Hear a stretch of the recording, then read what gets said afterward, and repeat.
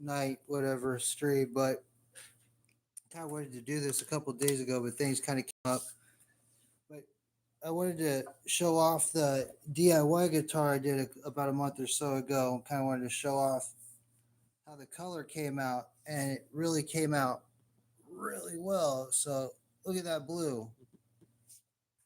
I mean, that blue came out beautiful. Let me see if I can get a better hold on the neck.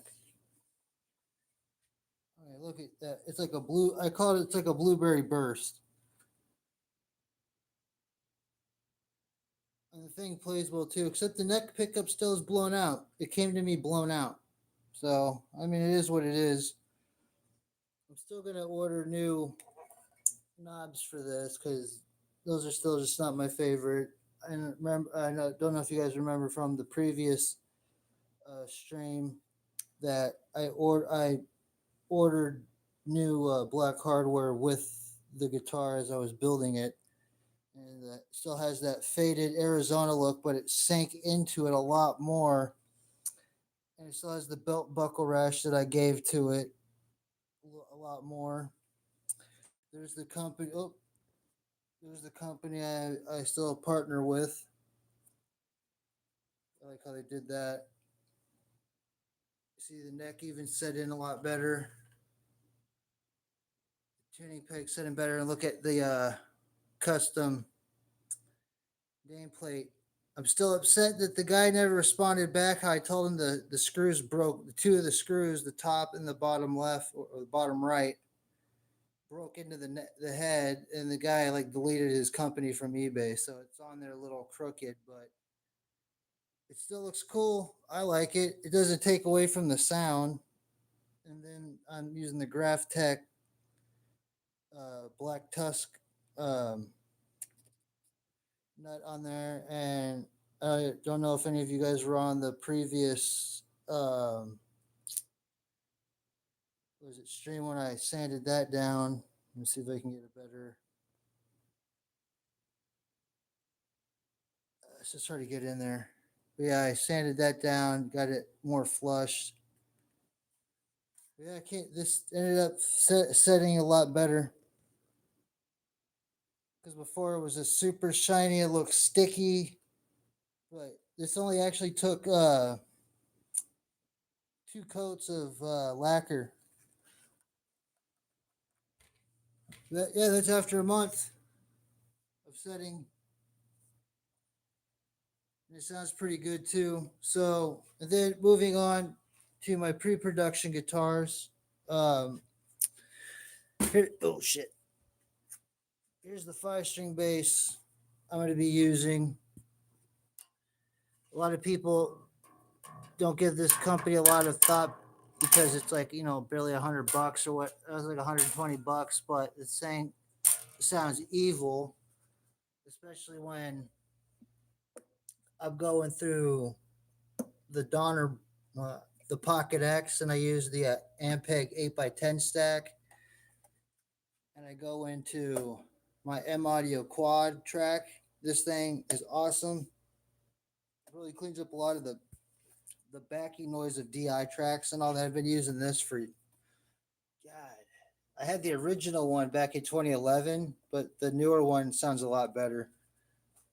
But yeah, I've been endorsed by Donner for the past couple years, and this is my second one because the first one blew out. So they gave me the second one, so I've been using that. And my main guitar one is the Arena 2000. Oh, sorry about that.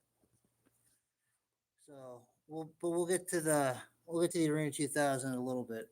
But I usually keep the Glarry and standard B to drop A, just because it's all I really need to go between the 2 6 strings and the 7 string. So from there, we'll just move on to the 7 string, which is the dream 7 string guitar I've always wanted. The Ibanez, well, not this exact one, but the Ibanez RG7220EX. I just wanted one with a trem. That's always been a dream of mine. Oh, hey, Ace of Spades, how you doing, buddy?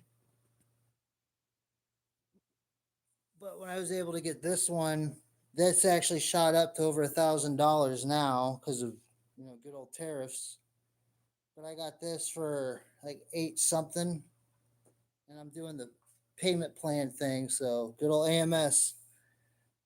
It's cool because you could see the. I'm doing all right, man. Just kind of going over my pre-production setup right now because I'm going to start recording my album here in the mid to end of next month in September. So, but I got these cool custom knobs from Tactical Black Hardware. Spent a good. Let me pull that. I spent $65 on those two. Well worth it too. And here's my action setting for this. Let me see if I can get a better.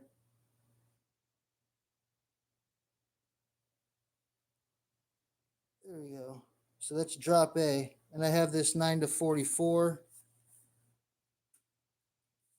You can.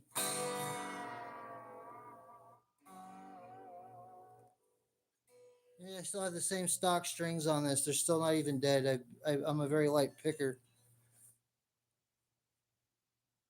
So now we're moving down to, isn't it such a cool headstock? It has that matte finish. It still has that new feel to it. I love it.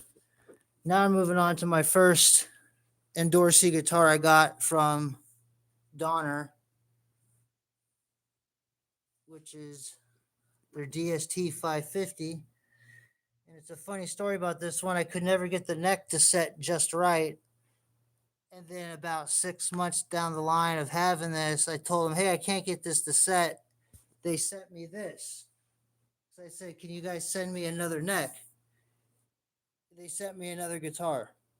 And what was wrong is the neck shrunk from 25.5 inches to 24 and 3/4 because this one was shoved away in the back, and it just they over roasted the neck. And a lot of players don't know is when you roast the neck, they shrink extremely, like they shrink really bad. And I think this one just really got overheated, and they didn't do the cool down process enough. So this shrunk like almost a full inch. So I have this in drop B. And then it's a beautiful color because it's hand rubbed Mirage Black. And then they have a nice high gloss on it. And then it's just, their own style of stuff. They're like their own, it's like Peavy. Oh, let me put that back. But then they send me the seafoam green. It's a little bit lighter. I leave the stock strings on it, 25.5. And look at that. I'm lightly bending that. And it's going, whoa, that's like almost a full bend, a full pitch. And listen, let's see if I can get you guys to hear that.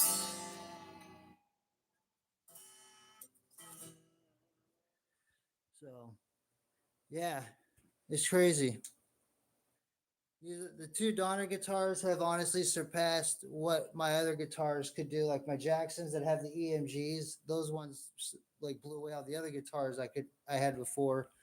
And I have like 11 guitars now. Well, technically 10 guitars and a bass. But the two 6-string Donners smoke the other 6 strings I have because they have the coil tap, and you do Eddie Van Halen style volume rollbacks and stuff like that. And you just put it. I put this, like I said, as full step down to D, and then I have the other one in drop. I think it's either drop C or drop B, and then I have the 7-string because they don't make 7 strings. I have an Ibanez to have drop B or drop A. Well, I'm sorry, standard B or drop A.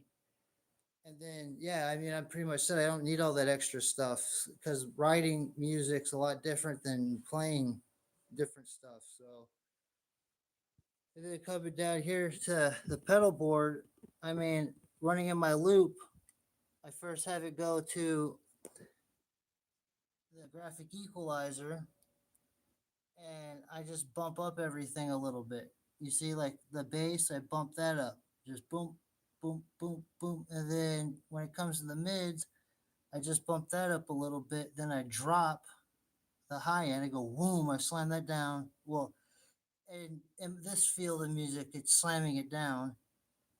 Then I come over here to the Donner Versa Yellow Fall 2, and I play around with everything. And it just, this is like a mood pedal. And that's why I love these type of delay pedals and reverb pedals. Then lastly in the chain, I had the noise killer pedal, and that just helps clean up all the excess garbage that goes within, analog amps. Because for practice, I just run the Marshall as a tube, and then when I'm playing all together, I run an ABY because of the EVH all together and everything. Yeah, it's a big wall of sound is what this comes into, and then the guitar runs into the rat pedal because I'll pull it in here, and I hardly have it really that dirty. I just dirtify it up enough to where the chain gets, you can always harmonic, so that's where that helps. And the 2 3 button foot switches I'm trying to get are going to eliminate this. And then all my keytones are in here. My drummer's in here. Pre-recorded tracks are in here, and then it runs post into here. So, and then this is the best cabinet I've ever had. This smokes Mesa Boogie cabinets. This smokes some of the best Marshall cabinets I've ever had. And it's the EVH Iconic 212. It has nothing to do with the color either. I just like the ivory because of Randy Rhoads and EVH. That, I mean, how many times can you have black amps and stuff like that? And I have a condenser mic for a room mic, and then I have the Sennheiser E609. So I have the sound being picked up, not just a room speaker, and that also does this does DI.